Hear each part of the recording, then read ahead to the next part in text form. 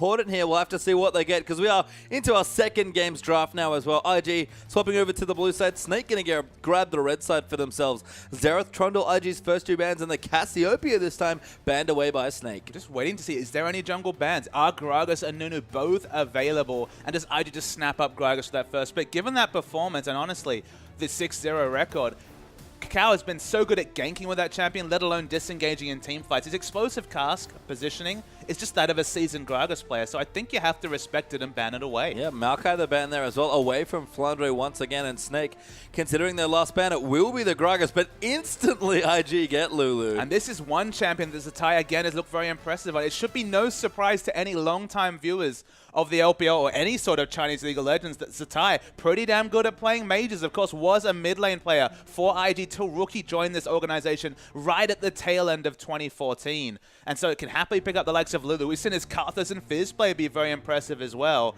But Lulu top is what we expect, but of course, one of the most flexible champions in the league. And against a team like Snake, who love to play Juggermore, build up the Draven, build up the Jinx. They play lots of Protect the Crystal comps. Taking away Lulu puts a dampener on even a lineup that looks impressive with the likes of Jinx, of Janna and Nunu in the first two picks. Yeah, Snake at their honestly prime first two picks, you have to say, in the Janna and the Nunu. Gives basically nothing away. They're comfortable running these in a variety of different comps, but will lose the Lulu for potential super late game compositions like the Jugger, or maybe something around the Draven as well. But we'll pop back over to IG now as well. Picking up the Lulu, you have to think it's probably going over to Zatai, but as you said, very flexible there. And Rek'Sai, a champion that we haven't seen too much of. It's been a lot of Nunu Gragas recently, but Kakao in particular still loves the champion, and he will take it away here.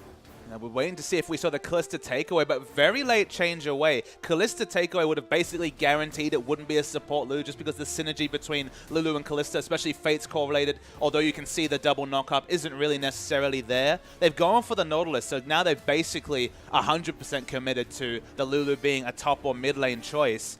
The Rek'Sai is a bit of a return to form for Kakao. Hasn't played a lot of Rek'Sai this season, but it's definitely a champion with a bit of a lower skill cap. We saw Bengi yesterday really playing that champion massively for SKT and not necessarily known for his Lee Sin mechanics. In this situation, you've got the Unburrow into the double knock-up through the use of the Lulu ultimate, so already a lot of synergy, and it's a lot of early game pressure. You have that flexible option. Do you go Warrior and start fighting, or do you go Cinderhulk and start piling on those giant spells? We'll see here as Snake. Azir insta-locked in there for Bucket. He'll take that once again. And Nara actually there for Flandre, so one of his more successful champions as Flandre has been one of the best looking Nars all season long. But Invictus Gaming have to round out their comp. They're looking for two carries, you have to think, given that they probably want a mid laner and a AD carry, of course, and they're hovering two very powerful picks so far. Will they take them away and go really hard into the scaling? They will. It's Cassidy and Jinx as their final two picks. And this makes a bit more sense why you see the Rek'Sai. You need a bit of mid-game pressure if you're going to opt into a champion like Cassidy, who seeds a lot of lane matchups, then gets strong in the late game. You go for the early presence jungler, who has multiple different gank routes and options with the likes of the Void Rush coming through. So Cassidy, very powerful in this patch. It's 5.7, so actually, despite the fact that we saw plenty of play in 5.6, might see even more given that his ultimate timing, i.e. the time when you're punished or rewarded, depending on whether you're stacking up the Riftwalk for damage, but that timer goes from 20 seconds to 15, so you have more options to use it for just traveling rather than necessarily locking yourself out of team fight damage. And Snake will keep themselves in comfort as their final pick. They take the entire time to use it, but the Draven Huffle by Ella will be the pick there for Crystal, and we mentioned it before, it's another two-threat comp with Crystal being the shining light here in it. Plenty of control with Janna, Nunu, and the Janna, and a lot of places for Crystal to go and maybe flank people with his Draven again. So pastry time, it's time for a bit of a history lesson. These two teams, of course, have faced 4 times during the course of the LPL. 2 best of 2s. The first one in the first few weeks, our viewers might remember a certain highlight clip where 2 Mikhails and a Draven running wild as Crystal on Draven just ran wild, got onto the top of PTL, was very impressive on that champion. Suddenly back against IG, suddenly Draven's back, 7-2 on Draven, a very practiced Draven player. They're all about setting up Crystal to carry on this champion one more time. Yeah, we can see Nar versus Lulu in the top side, Rek'Sai versus Nunu in the jungle. Keep an eye out on the pressure that these two junglers might be able to dish out. Cassidy versus Azir. I'm starting to feel like this matchup's getting more commonplace, Papa Smithy. And look, it was always a decent matchup for Cassidy back in the 5.2 days when we started the LPL. Cassidy was seen as a counter to counter to Azir. I don't feel like that's not necessarily the case, but it's a competitive lane matchup for Cassidy, and that's always a really worrying thing moving into the late game, because you can peel pretty well with the Emperor's Divide, but good luck peeling away a Cassidy, even with the likes of Azir and Janna. Yeah, late game comes around, and you don't peel for this Cassidy. Maybe going to see the double Mikhails again coming through here for Snake, but they do have to protect this Draven, and Baka, again, he's a fire player, but much more of a role player, loves to protect his carries, rather than be a big carry himself necessarily. And a few more damage threats coming through. Nah, not necessarily known for big damage, but does have respectable bursts coming through with the Gnar ultimate. Azir, of course, disengaged, but also damage in the mid lane. A little bit less than someone like Cassiopeia, who's commonly used in these appealing comps, but still, very respectable damage coming through from Azir. And the Draven, this is the all-in option. It's not the Kog'Maw who's a bit helpless, it's the Draven. And we've seen Flash E engages coming through from Crystal on Draven. He can do miraculous things on this champion. And the biggest thing is, if he can't kill the Cassidy, that will eventually start diving on him, because I don't think they have quite enough peel for him. He's in trouble. He has to live through all of that burst coming through. But if Snake can set up their good fights, or especially get ahead in the earlier mid-game, finally with the Nunu pick for what's feel like an age in Snake games, they'll look just fine here in the series. They need to punish the Jinx Nautilus, you have to think, in lane. Draven Janna, not necessarily the strongest Draven lane, but it's a Draven lane. You say without fail. You don't really need a lot of analysis to say that Draven has the ability to run away with almost any lane matchup. Maybe Urgot's a bit tough, but even then the early levels, level 2 especially, you can bully around the Urgot. IG, to their credit, they've picked winning lanes to supplement the Cassidy. They've got the Lulu, who against Gnar is going to be competitive, but definitely has more pushing options, has the AoE clear from level 1 rather than Gnar, who actually needs to be in Mega Gnar form to actually push aggressively outside of his auto attacks. They've got a strong ganking jungler. Kakao can show a lot of presence if he chooses in the early level. Level 2 for that uncleansable CC coming through, compared to Nunu, who's more of a counter ganker and again, a controller of neutrals, whether it's turrets with the Blood Boil or dragons with the Consume. Cassidy definitely going to be harassed in this lane, but it's going to go for a regen heavy start and do decent, so have decent presence. There's always the potential that Crystal makes an error on Draven and Draven falls behind, and this lane might get hairy from against the likes of Nautilus. But you have to give them it. It's Crystal on Draven. You have to think it's going to go big after what was a fairly muted performance in Game 1. It was, but I have to say, the mid lane is interesting for me, because Rookie going aggressively with his summoner spell choice, got Ignite there against Baka's heal, so a small win there for the Cassidy. Maybe Rookie's just looking to do his best Pawn impression. Of course, Pawn playing for EDG in his big comeback. Went for the Sheen as an early option. Didn't necessarily build into a Lich Bane. Was still going to build towards a Rod of Ages, but went for an earlier Power Spike. Had the Ignite, had the Sheen proc. The enemy champion just didn't calculate the damage and died to an all-in. So there's always the potential. He's just looking to outfox Baka in this situation and just go for surprising bursts. And if that Ignite is the difference between a kill and missing out on a kill, it could turn the whole side of this game if they're able to get Rookie winning lane against Azir. And Rookie is just a player that loves to 1v1 people, honestly, in the mid lane. A big finesse player, great at laning, especially from the mid side. Of course, a great team fighter in his own right as well. But if he's going to pick on anyone, it would be a more passive mid laner like Baka. Baka, very practiced on those Shurima champions. An excellent Azir player, even if he didn't get to show it necessarily in Game 1. Should have a decent laning matchup. Again, maybe Beast is the big question mark. Couldn't get it together in Game 1. Needs to step up against Kakao's Rek'Sai. Well, we'll see what Beast can do this time around. We're about to get onto the Rift for Game 2.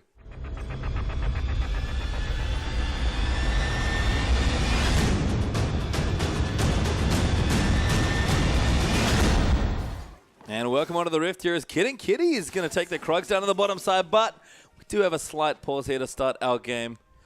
And again, just looking down, kind of popping through the minimap just briefly while we can see champions moving around there. And it seems like, again, we'll have standard lanes. It does seem like they're tending towards standard lanes in the first few seconds of the game. Working out some technology kinks across the grand final tomorrow. Hopefully we're not held back by any sort of technological difficulties tomorrow. Standard lanes, you have to think bodes well for the Draven. You always expect it. Janna, honestly, waiting for Draven to hit level 2, throw on that Eye of the Storm and let him go wild with the axes. And Crystal does love to go wild with those axes. We've seen his very aggressive Draven play before. And it's so weird to me to see Crystal play like that, but it's often been, and this was the big product of a lot of Snake's early wins. When they've gotten ahead, it's been Beast. It's been the most impressive looking member of this team for me. And his Nunu's been legendary throughout the LPL, probably eclipsing Clearlove, honestly. He's had one hell of a season waiting in the finals tomorrow, of course, against LGD. Beast is a great player, and he looks to dictate to a lot of different teams, but Kakao definitely had his number in Game 1, so we'll see if he has a change here, now that we're back in standard lanes especially. Honestly, these two Korean imports are really the big unexpected revelations of the 2015 LPL split. Both Beast and Ella have been so surprising despite coming from unfancied backgrounds, the Big File Miracle, and smaller teams rather than necessarily the superstar names like the Katie Rolster Arrows, current OGN champions coming into this season were Kakao and Rookie, so a lot more name value, but Beast and Ella have been very effective for Snake in getting them to second place. Yeah, it's interesting to think that with all of the Koreans that were imported into China, the big names that are waiting tomorrow as well, Inverse Deft, of course, the Samsung AD carry battle will be there in our finals. Kitties does go down towards the bottom. Crystal trying to get aggressive, but couldn't quite get the advantage despite both of them taking away an early camp. I mean, that's the thing. They're probably top 10 players of the Korean imports this season. There was, quite a few of them. But the fact that they're up there with names, maybe ahead of people like Lupa who've struggled in this season, it's big credit to Snake and their scouting department for picking up these unfancy players that have really gelled so well to set up Snake's carries. Yeah, and they've looked good as a team. They've kept their roster consistent. We do have another pause here as well. And that was the thing I wanted to mention coming into the series, actually, is that Snake's roster, came together late last year, I believe, just before the LPL season started, but after they'd already qualified. A new roster and have now played together for an entire split. IG have changed up so much in just one split, finally settling on this roster here, and who knows what potential changes will happen moving into the next split for this team. It took a while for IG to get settled, and Snake, they've looked great from day one as a cohesive team, which is crazy to think given the mixed languages in there as well. I think if it was a different format in the LPL, that would be a very valid point, but you think about when Zatai stepped onto this team, about week 6 or 7 of the LPL, just before the Demacia Cup break. It was only actually in the Demacia Cup where he really decided to look to fit in and actually have champions that differed from Pokemon, their previous top laner. But the crazy thing is that since that point, he's probably already played over 20, 25 competitive games with this lineup as a top laner. And they've obviously got better and better as they're going on. You just compare that to someone like Dada, who'd never played more than a 13, 14 game season, I believe, through the OGN. It tells you there's just so many options to gel. So even though it wasn't together in week 1 or week 2 when this team got together, they're fairly practiced. You now know what to expect out of Zatai as a top laner, and that wasn't the case a month ago. Certainly true here, but both teams have looked good, honestly, in their synergy for the most part here. When they play together, it seems like they win together as well. And Snake, that's a big question. If we do pop back into the game, can they arrest an early game this time around? And Bucker, at least, getting competitive here with his Azir, trying to zone out the Kassadin early on. I mean, honestly, the first big win condition for Snake is actually get a winning lane matchup going, whether that's a big gank coming through from Nunu or an individual outplay from Crystal. You feel like this bottom lane has a lot of pressure on it, so it might be no surprise that Kakao's already made a visit. Yep, hook lands on there. Kakao now going to come through. Exhaust is down as well. Like Crystal will get knocked away. Does flash late in a very awkward pause there, but Crystal, I have bad news. He is already dead. Oh, no, heals are actually might be safe, but does go down for first blood, it looks like. Again, that was quite a spot to pause in. There's awkward pauses, and there's literally one auto and maybe a heal to save you away from dying. Didn't know if he was going to be able to use his summoners, but he's dead, and we're back in the game. Did get first blooded. Kakao actually going to get credit for that kill here. And again, rotating down. Nice early gank there. We mentioned get a winning lane here for Snake. IG going to try and make that Draven. Just feel a little bit less safe there in his lane. I mean, it's just excellent jungle pathing again from Kakao. The savvy decision to pick up Dragon in game 1 set up their victory. Understanding that Draven's always going to look to selfishly overextend in this lane. It's just an expectation. You thought Crystal would go off early. He did and was punished for it. Yeah, and that's the thing. He loves to be aggressive. He's the flash forward kind of AD carry, that's for sure. And punished there certainly early on here. Returns to lane with a longsword, so nothing much at all. And the Jinx, who we said, does have to navigate a lot of her early lanes towards that first BS sword before she can start getting some work done, is going to start with a nice little lead. I think our viewers really need to go back to the VODs and watch some of those Draven games. We talk about an aggressive Draven. Everyone's played them in solo queue. Always the axes in your face. Always a pain to deal with. Literally, Crystal won a Draven game, flashing over a ridge and stand-deciding 5 members, initiating with his face effectively. That is the level of aggression that Crystal will show, and that's why Kakao's savvy to be bottom and punish that rotation. But speaking of rotations, Beast's going full Nunu to pick up this first dragon. We've seen quite a few level 4 dragons from the likes of both Beast and Kakao actually on fairly similar champions, but they're going to rotate in to make sure it goes down safely. And nice use of the bottom lane back timing this time, but Snake, they'll get themselves the first dragon. And it's very similar information that was offered to Kakao last game that got them their first dragon Snowball. Snowball begins with Snake, Snowball begins with Nunu. Somehow apt. Always. And the objective start, Kakao not going to find any impact there, so he's going to try and visit top lane to just get more impact in the lanes. Because in bottom lane, Draven being behind, if Draven ever has to consider whether to all in or not, that's already a problem for the Draven. And Kakao already knows that Flandre knows where he's at because he can see him moving with the Tremor Sense. So a good ward did spot Cacao away, but they might even just stop proxying between the waves and try and fast push down a turret. As you can see, that next creep wave coming in stopped completely between those two turrets. AoE clear coming through from the Rek'Sai Q and the Lulu Q is basically instant coming through from that Glitter Lance combo. So just trying to proxy, keep Gnar away from the minion line, keep the time when Lulu really has the ascendancy and trade advantages. And basically they have the opportunity to keep them pushed up and get vision in the bot lane as long as possible. Crystal's 1v2 right now, by the way, just running around with Draven, spinning some axes, has caught up in CS now that Kid went for that early back, but does have a pickaxe advantage up to just the Dorans and the longsword here for Crystal. Kid does still have to be a little safe, you think, here, because Crystal can do good damage if allowed a free hit here, but Kiddies lands a hook on a Draven, and he will not survive that all in. And look, there is some predictability to Draven's movements. Of course, picks up axes. You see that counter on the ground, so you can look for the hook. It's just difficult because Janna has disengage, and even though there's an item AD advantage, the Eye of the Storm is going to equalize any AD coming through from the pickaxe compared to the longsword. So the trades are going to be fine, and Nautilus not really relevant in trades unless they're all in trades. See Kid is getting chunked now. Kid as well going to eat some axes. Here and we go. Geez, that damage. Crystal going in, but just fearless there. Walked in front of a Nautilus who had a hook ready and dared him to do it. Look, Nautilus has CC, but again, it's all in trades. If he uses that hook, he doesn't have it to get away, and he will have to deal with the Draven damage, which with the Eye of the Storm is insane already. So they're just lucky that there's no BF sort of pickaxe to back it up. They're lucky that they have competitive AD, because only the poke trades are decent for the Jinx if she gets a couple of autos. Maybe the Berserker Greaves a decent pickup to get away from the standard side and get maybe the extra rocket, because the all-in trades, it's Draven. They're always in his advantage. Yeah, important to note that Exhaust just came back up for Kiddies, and Ella did have his Ignite to Kid's heal, so perhaps a Summoner spell consideration there as well, but going to be a little less afraid now with the Exhaust back up, and Cacao, good timing, going to make his way back in here. No flash for Crystal. No. Very tricky for him to get out, and Cacao's wrapped all the way around Crystal. Going to have to try and run away. Good stand aside, but the Dreadline follows in. Kid comes in for the damage and gets himself a kill. Punished 2 out of 2 times was Crystal there. They're just playing around his aggression and bot. It's predictable to some degree.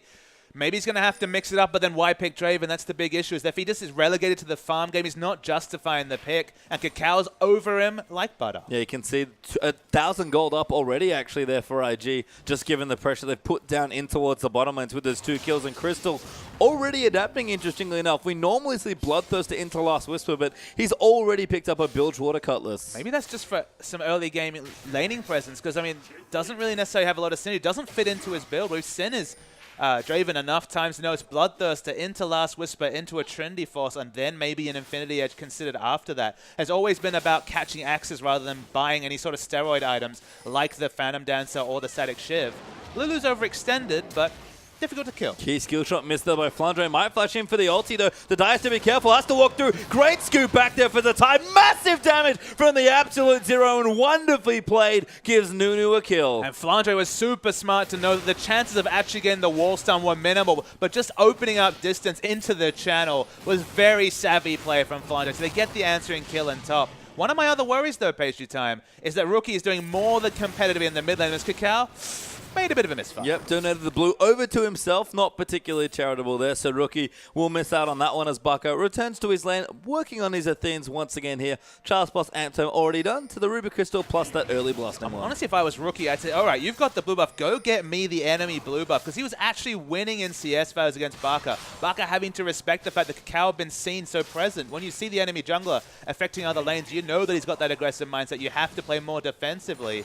But no blue buff in mid means he's going to get poked out, means that the wave clear is going to be registered here for Barca, and it keeps Rookie down. Yep, Barca going to go ahead and take that blue buff actually as Kiddies hits level 6, and now Crystal has to respect some of the damage. Depth charge already used. Crystal's forced to flush away. Cacao even riding in. Dredgeline just short there, but very close. And Cacao even ulted in to force another kill in bottom. And the defensive flash there, I thought it was premature, but you could see they were going all in on the hook, or maybe even a turret dive coming through. They are ganking Crystal at every opportunity, and now that he doesn't have flash, once again, pressure relieved from Kid. They are not repeating the mistakes of games 1 and 2 between these two teams way ago in the split. No, I mean, Crystal's Draven, once it gets going, is a sight to behold, but the key phrase there, get going. Crystal being held on quite well so far, despite keeping competitive in CS, but Jinx is no slouch of a late game carry either, and like Crystal might have the aggressive advantage now. Do not discount Kid's mid to late game power once he gets going. And it's worth noting, it's an emergency item build that doesn't necessarily fit into any obvious Draven items. Blade the Ruin King Draven doesn't necessarily strike me as a particularly scary build. He's never built attack speed, so the attack speed is going to be, I mean, obviously valuable to an extent, but it's not going to be multiplied by any crit or anything like that. And the AD scale on his Q is high.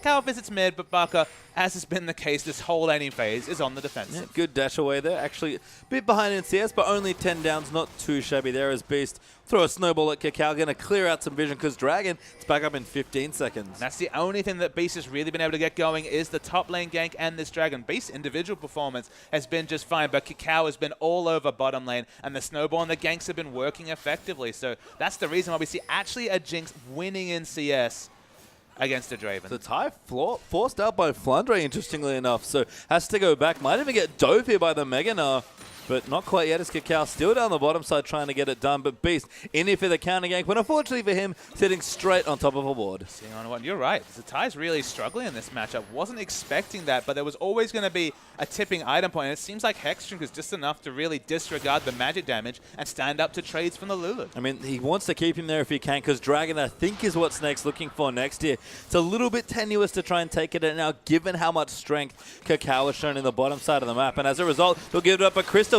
going to get hooked up. He has to stand and fight now, going in onto Kid, but can't find enough. Jana will just peel away on Crystal. Safe for now, going to lifesteal up very healthily. Honestly, Kid's mechanics led him down that situation in the mid. Kakao in trouble. Baka launches him back into the turret, but an attempted gank goes a little awry, but Baka, no hope of a kill there. Yeah, just returning to Kid, actually stayed in rocket form too long, would have got 3-4 more autos, then cancelled his first machine gun auto. Just wasn't able to do realistic trade damage in that situation. Although they didn't use the depth charge, it was a trade that should have opened up a effective health advantage between the carries. Yeah, Beast on top of a ward now as well. Once again, tries to come to the bottom lane, sneak his way in, and is getting spotted here. So Kid and Kiddies will play nice and defensively. Kakao in the area as well. If they want to opt in for a counter gank. And Kiddies with the shield on there, pretty tanky here. Crystal trying to poke in, bait them into a fight, but they already know Beast is waiting down there. Rek'Sai can just go back. Already had the Cinderhulk complete, so it's definitely going to be the health stacking coming through from the Rek'Sai. Not necessarily going to go for the Warrior enchant. Probably scales into late game better when you're going to be more of a utility tank, even if you do have the extra AD and armor pen from the Warrior. So fits the build, and of course you still have excellent clear thanks to the Cinderhulk. Yeah, that ward's dropped now as well on the bottom side, so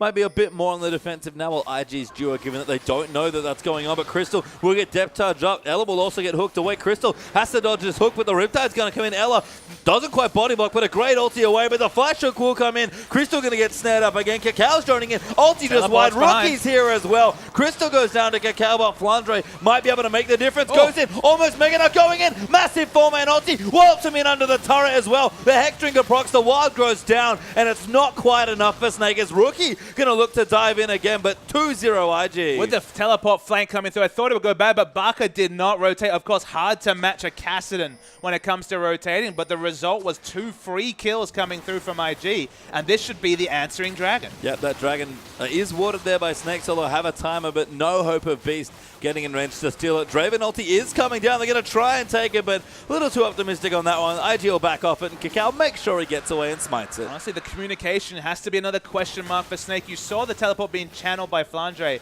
Needed to communicate with Baka and understand that there was no point contesting. Was only ever going to give an extra kill because Azir just wasn't in the area. Beast there going to get spotted out by a Prey Seeker, but just walking into the jungle, trying to get some wards down. No sight stone, interestingly, yet for Beast. Actually just has some consumable standard wards being picked up here, but trying to get some vision. Now we'll collapse the tunnel and take away the Raptor, but blue buff should go over to Rookie this time around, unless Kakao fancies himself another one. I really like the build coming through. I mentioned the boots too coming through from Jinx. Kid has finished the Berserker Greaves. It's always been a pretty standard thing on Jinx because the movement speed and attack speed interacts really well with orb walking around your rocket form. But in this situation, it just means that even if he takes a couple of axes from Crystal, you do get a bit of trade damage with your effective range advantage with the Draven, just to ensure that trades aren't landslide at the advantage of the all-in trade specialist Draven. And you can see Kid and Kitty's doing just fine here, up slightly in CS after taking away the Krugs, but keeping up very nicely as Draven has actually completed a Blade of the Ruin King. So I have to assume pretty scared of Kakao and Rookie diving in. We talked about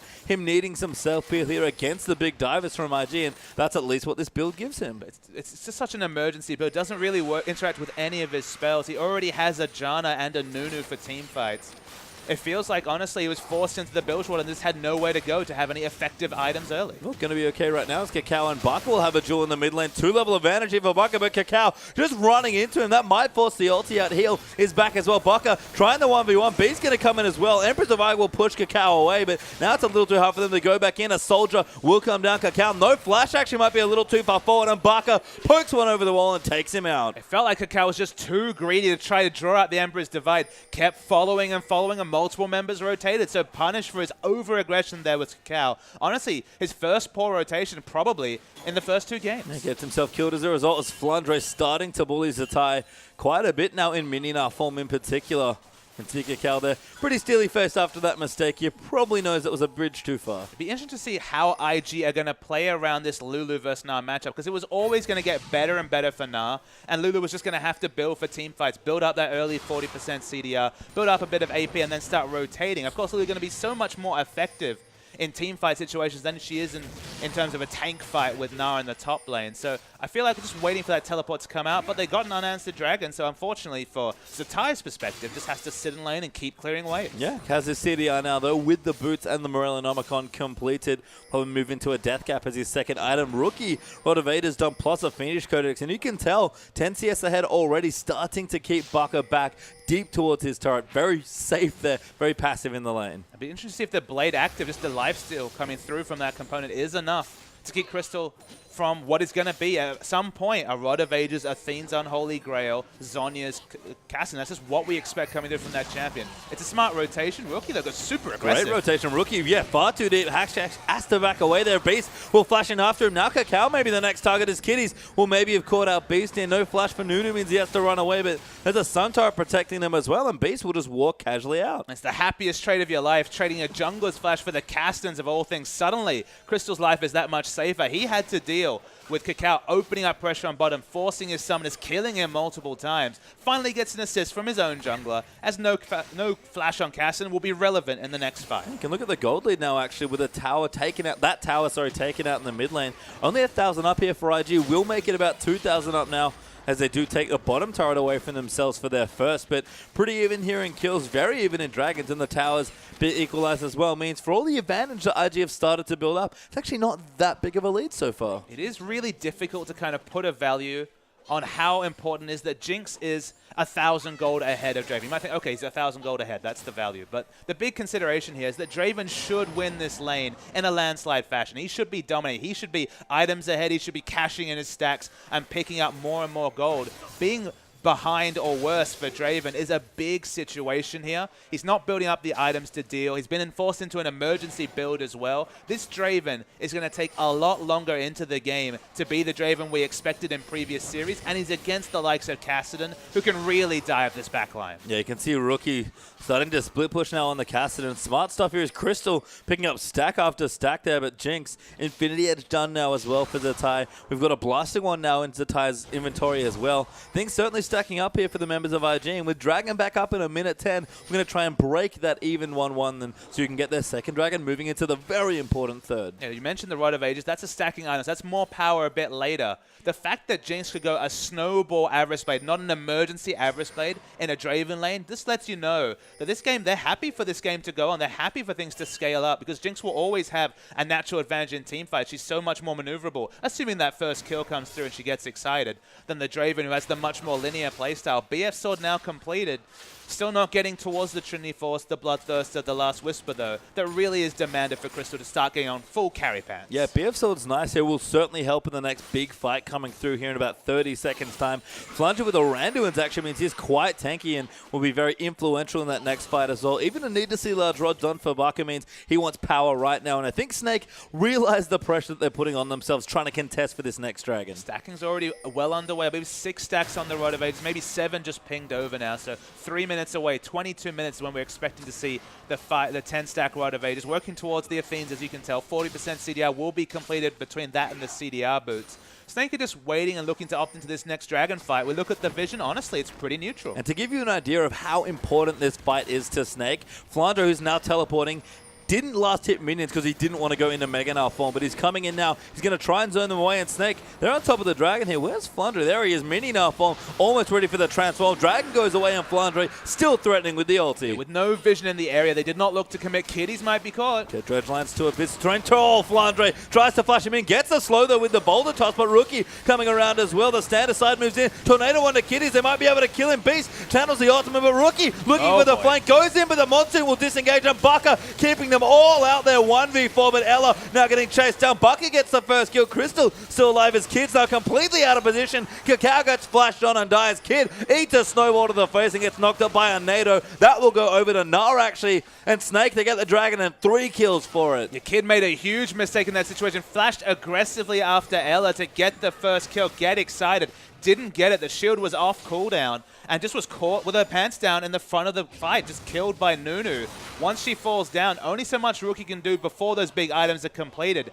IG did not need to fight in that situation. Their item builds didn't dictate a fight. They're scaling up. Wait for that scaling, then commit to a fight. And now suddenly, Crystal cashes in, Crystal gets a kill credit, and he's just going to get stronger as this game goes on. Yeah, right back to where he wants to be here. Or maybe not quite as far as we can see. That gold lead pretty much equalized now between the two AD carries. So impressive stuff there as Flandre going to go back, and certainly a slip there for IG to not have vision around the area of the Dragon, but they showed so much respect to Flandre's Mega Gnar there. It's just a really big cash in to equalize that goal. Remember, 1,000 gold behind just a moment ago, completely equalized just from cashing. Now has a Bloodthirster.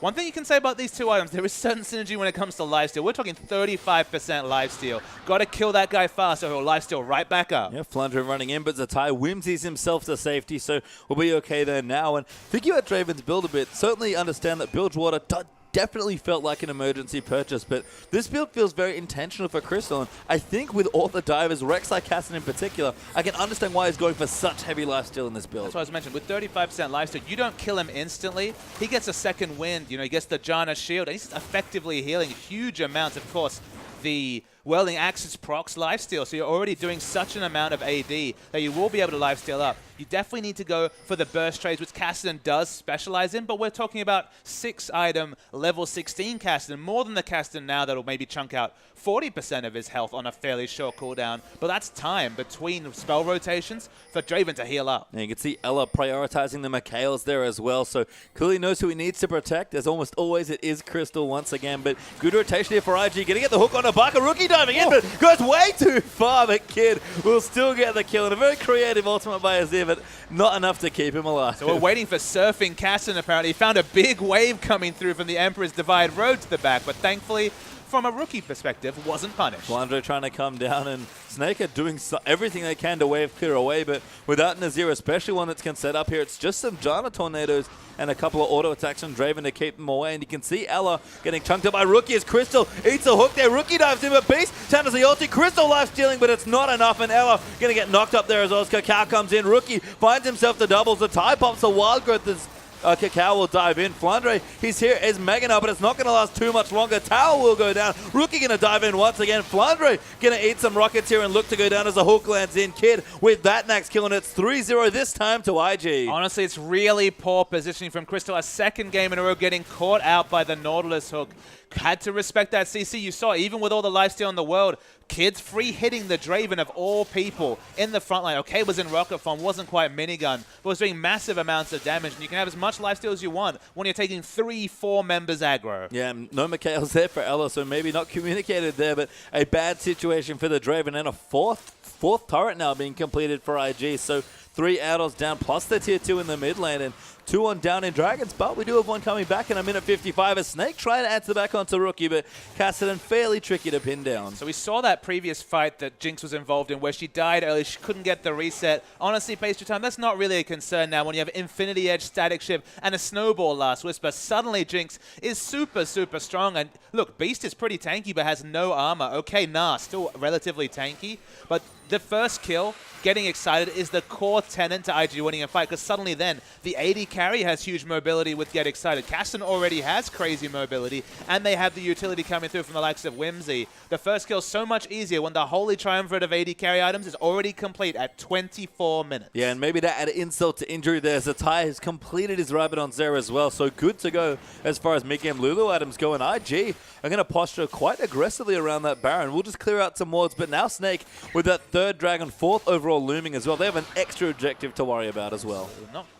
Exactly, but not the dragons, of course. Only 1 to 2 in terms of dragons at this point. So the dragon pressure's not on them like it was in the previous series. Split pushes between the top laners, both of them having teleport in a second or so as the tie will get us through. IG still can't be too confident. There's still the theoretical massive Emperor's Divide, and Draven has enough lifesteal to shrug off a single diver's damage. He just can't afford to be hooked in. That's the big thing here. Keep the positioning in the backline, please, Crystal. Yeah, I mean, Draven, it feels like oddly short range for a 550 range AD carry just because of how aggressively you want to be moving and catching your axes. I think, as Crystal's demonstrated, you often want to be moving forward, but we can see Zatai pushing in. Baka will clear him out, actually puts him straight back into the turret, and Zatai with his ult, he might have to use it. Baka's doing good damage now with that Stinger, and he'll keep chasing through, but Dragon looking to go over to IG as Baka's still chasing in, and Zatai gets himself away, but crucially IG are going to equalize the Dragons as well. Yeah, the soldiers are just too far behind. Felt like when you have the ball behind you as Orianna and watch them slowly move forward. So no kill pressure, does get the ultimate out, but doesn't actually even get the flash from Zatai in this situation. That ult, 40% CDR, was on a super short cooldown. He's going to have to walk his way back down, and no dragon picked up. My mistake was actually spawning there as IG at least got to clear up vision in the area, but we'll have a full-on 5v5 for this, you have to think. Rookie pushing down the bottom, that's going to leave Flandre there to try and push it out, and he'll build up a bit more rage. He's ready now actually to transform into Mega Knight, has good rage management there, and Snake, they're going to get on top of the dragon. First poke did half of Ella's health just coming through from the zap.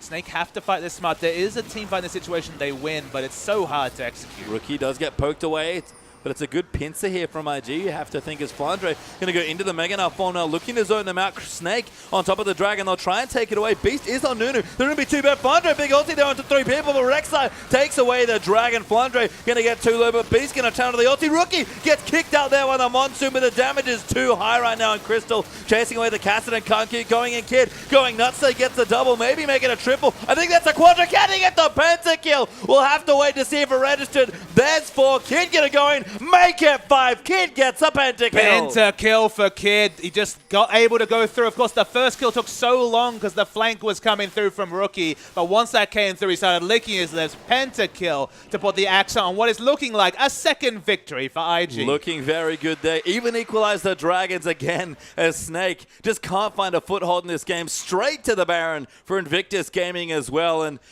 again, what was it? Kind of a back and forth game with IG getting small leads here, and they're building up the gold about 3,000-4,000 gold ahead. All of a sudden catapulted up to about 7k ahead. Gonna be more when the Baron goes down as well, and one last shot might be coming through for IG as Snake have to defend so hard. And after a pentakill, you might be forgiven thinking, okay, this is the Kid hard carry, but it's all about Kakao equalizing what is super tough bottom lane matchup against the Draven Janna. So many visits to bot. Every time Crystal thought, okay, he was just here, I can overextend for damage, finally get that lane control I need. He was punished multiple times, although we're going to see the replay of the pentakill coming through. Kid's actually womboed, but there's just not any other dive damage to come through. At this point, the fight's looking okay, but the burst comes through. Flandre takes so much damage with the last whisper completed, and as the fight continues into minigun form, so much better switching between the rocket launcher and minigun. Baka gets taken down. We're wondering, where is that 5th member? Nunu trying to sneakily recall. Zaps enough, and that's pentakill for Kid. I have to say, big credit to Kid there for using his ultimate very intelligently. Basically assassinated Flandre with it after he dove in, and that was the reset he needed to just take the rest of the fight. It's one of the few times I wish we could see the kill credit score just to see how much damage that super mega death rocket did, because Flandre had a lot of health. But with the missing health damage coming through from that item, with the 4 items coming through now, of course, with the extra BS sword working towards, you can only assume is the QSS item coming through here. You just have to feel like Jinx at this point is just God mode when it comes to damage. There's a Zatai even pressuring as well. The Baron Cannon helping him out quite a bit here as he just pokes him with a Sheen now, going for the aggressive Lulu option of a Lich Bane third. Given the pace of the game, can't really blame him. Looking down as well, Rookie's now building up towards the Zhonya's, but does have his Rod of Ages fully stacked and an Athene's. Flandre will try and zone Zatai out, but 2 levels down still actually on Zatai. Fancies himself a fight, although Flandre does want to make it a 1v1. Looked for the wall up and misses, and Zatai too sneaky there with 40% CDR. And there's nothing 1v1 about a Baron buff minion wave coming to your aid. The trade damage already going to be decent from Lulu. Can open up a gap when he's in Mega Gnar form and just poke, as we're waiting to see if they can actually break the base. Because although they've piled on advantages, breaking the base against all the wave clear from the likes of Baka is difficult. Yeah, you can see Baka clearing out waves en masse there with Crystal, poking in axes where he can. Tier 2 in the bottom side will go down here to Rookie, as it's quite tricky for Snake to rotate down. In fact, IG are already here. Make sure the turret goes down, and a 1-3-1 actually is the pressure option here for Invictus Gaming. Going to see which turret they can break first. It's actually a smart move from IG because, of course, with the Sand Soldiers, you can open up 3 Sand Soldiers in the area under a turret, and it's just impossible to push through them. That's the team fight the Snake are looking for, even with the 12k disadvantage. Fondra doing good work up top, pushes out the Lulu, but you have to think the teleport will come in soon. It doesn't have it up, but the rotation top, very quick as Lulu. Yeah, actually going on to Flandre here. Kitty's going to find the grab. Zap will go short as a result here. They can't quite get in. Pretty tanky still, even in mini Gnar form. Building in towards a 1-1. Zatai, though, will go back. They actually traded ultimates in the top, but Zatai with his CDR will beat him to the punch as far as cooldowns going. Again, IG playing patiently, but at this point, that's all they're required to do. The Lich Bane completed from Lulu, you might think is just for the single target damage onto the likes of Crystal, but honestly, with the 1-3-1 we're talking about, excellent turret pressure now coming through from the Lulu with the AP stacking, and now the Lich Bane expecting her to be chunking out the turret when she finally managed to push it against Flandre. We have to remember, only has ranged wave clear in Mega Gnar form. 10,000 gold down to our Snake, and Baron buff has dropped, I believe, so no advantage there for IG, but Dragon coming back, that'll be a third for either team if they can pick it up, and Snake pretty anchored to their base at this point, although a Sun Turret does come down to give them a bit more wiggle room in the mid lane. Going to be tricky here for Snake to get out of their base, and IG can just slowly play around objectives. Although Crystal has found Rookie, or maybe Rookie's found him. Zhonya's out there as well. Nautilus coming through, and Draven, nowhere good to go, gives Rookie a kill. And the big issue with this build is, although the double lifesteal was looking apt given how much diving was happening, suddenly you have no steroids whatsoever, not even a Trinity Force at this point to justify the juggling of axes. Decent AD scaling coming through from the Bloodthirster, but this is a super low damage, non-snowball Draven build coming through, which is usually an indicator that the Draven's going to be relatively useless in a fight. I mean, it's another late game build for Crystal, you have to think. Much more focused on getting through the early mid game, which is tough with all the divers, and just getting to the late game stage where he's always shown he can be strong. The only way I can justify it is that he had the longsword, of course, purchased before his first death, had a second death, realized the only way he could get any sort of effective item lead was with the Bilgewater, was priced into that build just with the item purchase he had. But honestly, it's thrown his build off so far that maybe just getting that Vamp Scepter and sitting on, just getting an extra longsword and not finishing the Bilgewater would have just had the psychological effect of opening up other build paths. Because all he's managed to do this game is put himself in a situation where he's not even the late game Draven his team needs. Unless he gets, what, 2 more? It feels like he needs 2 more items to really justify this build path. Yeah, same situation as last game. Snake trying to hold on and defend with the late game team fights. Although Flandre doing a good job getting Zatai out. Kid and Kitties finally find some free time in the bottom side of the map, and that's a dead inhibitor turret. Absolutely. There was no wave clear there. Azir was at the top side of the map. He's the only one with AoE wave clear coming through from IG, apart from Mega Gnar in Mega Gnar form coming through for Flandre. So just able to push down the turret, get Azir top, push down bottom.